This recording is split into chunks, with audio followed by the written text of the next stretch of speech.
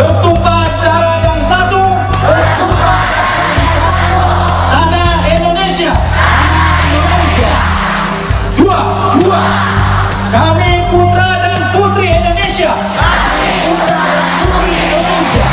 Mengaku berbangsa yang satu, bangsa Indonesia. Tiga, kami putra dan putri Indonesia menjunjung bahasa persatuan, bahasa Indonesia.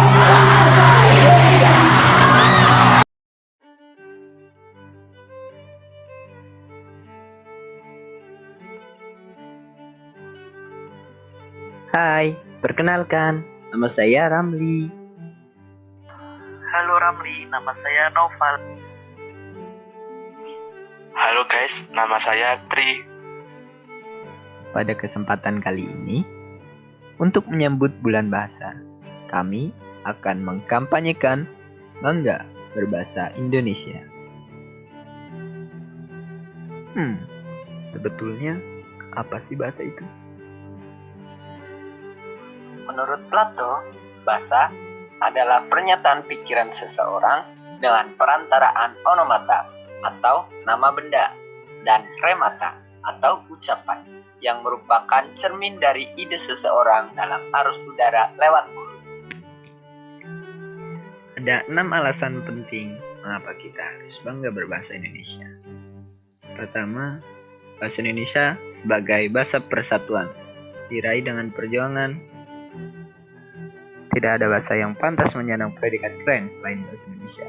Ya, mungkin hanya bahasa Indonesia, bahasa yang harus melalui perjuangan berdarah-darah untuk diakui sebagai bahasa nasional, bahasa resmi, sekaligus bahasa persatuan. Dan yang kedua, bahasa Indonesia merupakan bahasa yang berasal dari bahasa Melayu. 3. Bahasa Indonesia adalah bahasa yang sangat kaya. Seperti yang disinggung sebelumnya, bahasa Indonesia berakar dari bahasa Melayu dengan daerah Riau sebagai pusat perkembangannya. Namun, sering berjalannya waktu, bahasa Melayu mendapat banyak pengaruh dari pedagang Arab, Tiongkok, India, dan sebagainya. Yang pada akhirnya memperkaya kosakata bahasa Melayu yang mempengaruhi banyak kosakata dalam bahasa Indonesia. Bahasa Indonesia adalah bahasa yang mudah sekaligus rumit.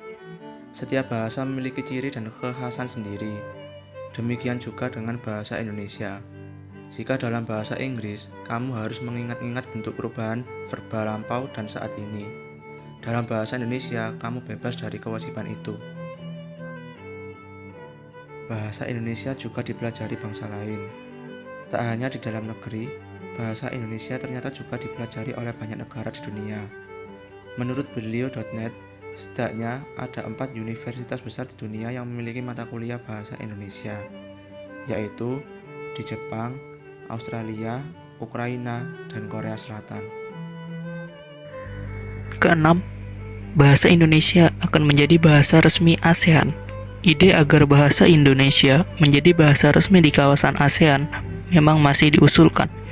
Akan tetapi, bahasa Indonesia menjadi bahasa internasional di kawasan ASEAN memiliki peluang yang cukup besar. Bangsa Indonesia terbentuk dari beragam suku dan bahasa. Menurut Badan Pengembangan Pembinaan Bahasa, Kementerian Pendidikan dan Kebudayaan, berdasarkan Summer Institute of Linguistics, menyebut jumlah bahasa di Indonesia sebanyak 719 bahasa daerah, dan 707 diantaranya masih aktif dituturkan.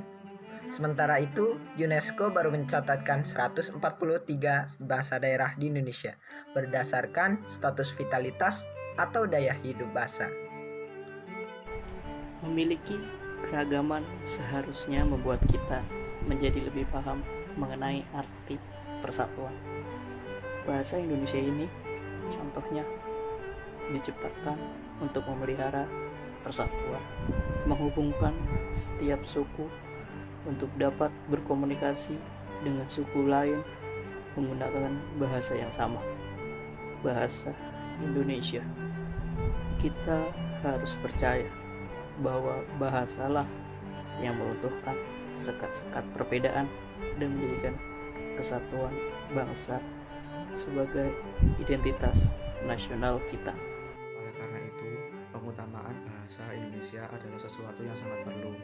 Hal ini bukan hanya tugas Badan Pengembangan dan Pembinaan Bahasa, melainkan juga tugas seluruh masyarakat Indonesia.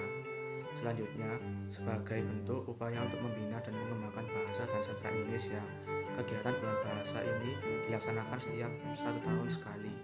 Tujuannya tidak lain sebagai bentuk memelihara semangat dan meningkatkan peran serta masyarakat luas dalam menangani masalah bahasa dan sastra tersebut. Sekian dari kelompok kami. Bila banyak kesalahan, kami memohon minta maaf. Dan jangan lupa untuk di like, komen, dan subscribe. Dan jangan lupa juga untuk di share. Wassalamualaikum warahmatullahi wabarakatuh.